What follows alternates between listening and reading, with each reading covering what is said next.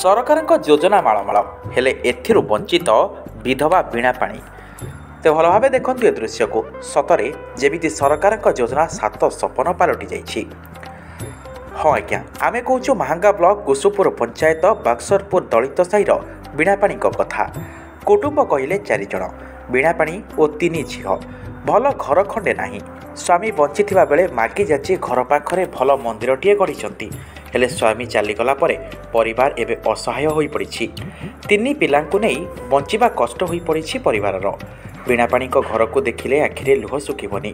3ଟି ଝିଅ ପାଠ ମଧ୍ୟ ପଢ଼ୁଛନ୍ତି। ଦିନେ ଖାଇଲେ 2 ଦିନ ଉପାସ। କେତେ ଯେ ମାଗି ଯାଚି ଚଳିବେ। ସରକାରଙ୍କ ଅନେକ ଯୋଜନା ରହିଛି, ହେଲେ ଆଜି ସବୁଥିରୁ ବଞ୍ଚିତ ବୀଣାପାଣି। ଖରା ବର୍ଷା ଶୀତ ହେଉ ବହୁ କଷ୍ଟରେ ପଡ଼ି ରହିଛନ୍ତି ଏହି ପରିବାର। ଭଲ କି ଶୁଣନ୍ତୁ ଏ ପରିବାର ଲୋକେ କ'ଣ କହୁଛନ୍ତି। ଆମେ ଆମ ପ୍ରୟାଗ ଖବର ଡିଜିଟାଲ ମିଡ଼ିଆ ମାଧ୍ୟମରେ ଆପଣମାନଙ୍କୁ ଅନୁରୋଧ କରୁଛୁ, ସରକାରକୁ ବି ଅନୁରୋଧ କରୁଛୁ, ଯଦି ଏ ପରିବାର ପ୍ରତି ଦୃଷ୍ଟି ଦିଅନ୍ତେ 3 ପିଲା ଭଲ ପଢ଼ିବା ସହ ସେମାନଙ୍କ ଜୀବନ ସୁଖମୟ ହୁଅନ୍ତା।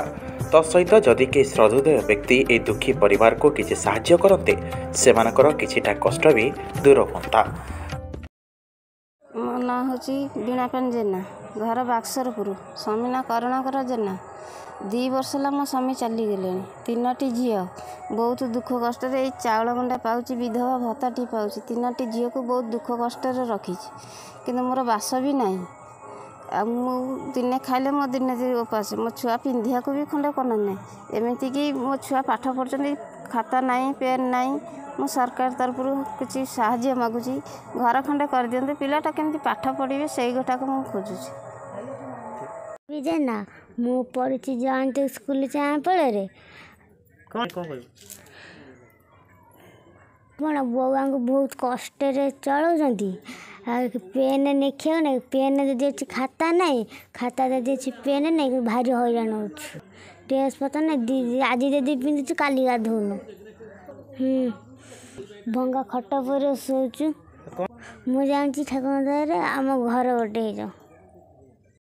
ଜେନା କ'ଣ କହିବି, ସେ ଯେଉଁ ବିଧବା ବୀଣାପାଣି ଜେନା, ତାଙ୍କ ସ୍ୱାମୀ ମଲା ଦିନରୁ ସେ ବହୁତ ହୀନସ୍ତାରେ ଅଛନ୍ତି। ଘର ଦ୍ୱାର ନାହିଁ, ଖୋଲା ଛାତ ତଳେ ରହିଛନ୍ତି, କୁକୁର ମାଙ୍କଡ଼ ଘରେ ପଶିଯାଉଛନ୍ତି।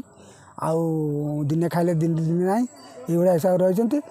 ତାଙ୍କର 3ଟା ଝିଅ ଇଏ ଅଛନ୍ତି, ବହୁତ ଅସୁବିଧାରେ ଅଛନ୍ତି।